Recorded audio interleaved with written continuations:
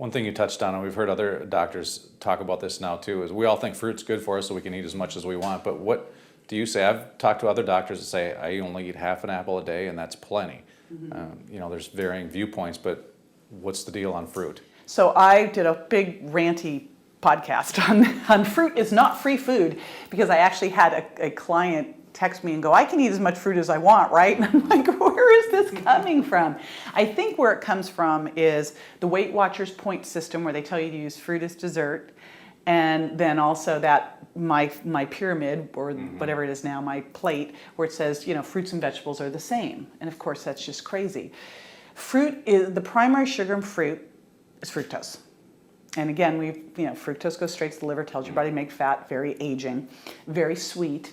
So that's the big problem with it. In my Sugar Impact Diet program, I actually have a 2-week reset where we take fructose out completely, because the more fructose you eat, now fruit's the obvious place we're getting it, but the less obvious place are all these processed foods or the health foods that use agave. Agave is the highest natural source of fructose. It's 90% or more fructose. I know, yikes. The more fructose you eat, the more your body elevates something called GLUT5 transport system, which means you get really good at transporting it straight to the liver to make fat. And of course, then you start getting fatty liver. That's why we have non-alcoholic fatty liver disease.